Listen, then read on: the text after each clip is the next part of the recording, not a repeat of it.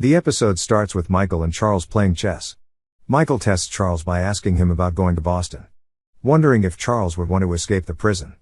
Michael knows Charles is D.B. Cooper, who parachuted out of a plane with millions. Therefore, Michael needs Charles to escape with him, knowing they'll have money once they escape. Michael is then in his cell, inspecting his tattoo that reads a name of a bolt that Michael needs. Fernando then notices that the toilet wouldn't flush, which means there is a shakedown inside the prison, which causes all of the prisoners to throw away all items that are considered to be contraband before the guards find them. Fernando then grabs drugs from under Michael's bunk to throw away. He then tells Michael to reach under the table to get rid of the shank. Before Michael can throw it out, Captain Bellick sees him with it and assumes it's his. He then tells Michael to hand it over, then proceeds to ask Michael what he planned to do with it. The warden then approaches the scene where Bellick gives him the shank. He then asks if it belongs to Michael.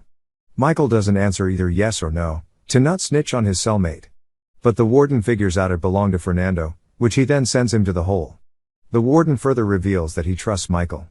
Michael is then at church to be closer to his brother, Lincoln. Lincoln asks him how the escape plan is going. Michael tells him the infirmary, as it's the weakest link in the security chain. Michael then tells him that as long as he gets his pugnac, he'll have all the time in the world to be in the infirmary to work on his escape from the infirmary. He then hints that Benjamin is getting it for him. Michael then enters the yard, and starts looking through the benches to find the loose bolt. The bolt will be used as a wrench to unscrew the toilet in his cell. Michael sits down and unscrews the bolt with a quarter, trying not to be noticed by anyone. Another prisoner then warns him that the bench belongs to a prisoner named T-Bag, or Theodore Bagwell. He then explains that T-Bag was convicted of kidnapping, raping, then murdering a dozen boys and girls in Alabama. T-Bag then enters the scene, with another prisoner who was holding his pocket. T-Bag offers Michael protection from the blacks, and offers him his pocket to hold. Michael declines the offer. T-Bag then kicks him off the bench, preventing Michael from unscrewing the bolt. He then warns Michael that if he shows up at the bench again, it will get physical. Then we see Veronica, who is trying to find out if Lincoln is actually innocent, talk to the lawyer that once represented him. The lawyer tells her that Lincoln was guilty, as the murder weapon was found in his house and that CCTV footage showed him killing Terrence. Lincoln is shown in his cell, having a flashback of the time he was with Veronica. Michael is then seen with Benjamin, urging him to get the pugnac quickly, as he's going back to the infirmary later that night for his insulin shots. Benjamin asks him why he needs the pugnac so badly. Michael doesn't tell him why. Michael goes back to the bench to attempt to unscrew the bolt but is met by T-Bag. Michael finally unscrews it and tries to hide it from T-Bag. But T-Bag notices and demands him to hand it over to him. He then assumes Michael was going to use it as a shank against him, since he's been seen talking with blacks. T-Bag takes the bolt away from Michael.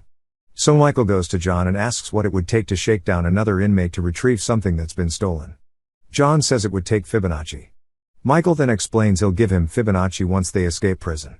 Michael needs John in the prison escape since John has connections to arrange a plane after their escape. John doesn't believe him and rejects the offer. John then has visitors, who are part of his mob family. They tell him that the word is that someone in that prison knows where Fibonacci is and that he is doing nothing about it. Philly then explains that Fibonacci plans on testifying against the mob family in a month, which will result in his arrest. He then threatens John that something will happen to his kids if he doesn't find out where Fibonacci is. Everyone is then shown getting ready as there will be a big fight in the prison soon.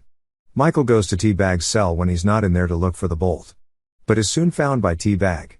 Michael creates an excuse by saying he wants to be part of the white family for the prison fight, and that the bolt was going to be used as a weapon. Benjamin overhears Michael, who then believes Michael is part of the white gang against the blacks. Lincoln's lawyer then goes to Veronica and gives her a tape that shows Lincoln firing the pistol at Terrence, which proves Lincoln was guilty. She's heartbroken about it. Michael is approached by Benjamin, who shows him the pugnac. Michael follows him. However, the blacks ambush him. Benjamin tells him that he saw him and overheard him talking with the white supremacists. He then threatens Michael when the fight breaks out. Veronica visits Lincoln, being convinced that he was guilty because of the CCTV footage. Lincoln explains that he wasn't guilty because the guy was already dead and that he was framed. Lincoln's lawyer is approached by the two Secret Service agents, Paul and Danny. They ask him why he made a duplicate of the CCTV footage.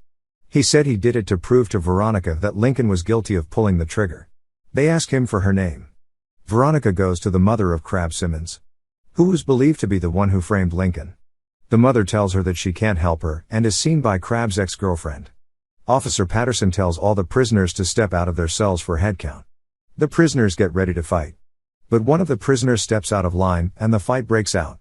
The blacks grab Michael and throw him over the ledge.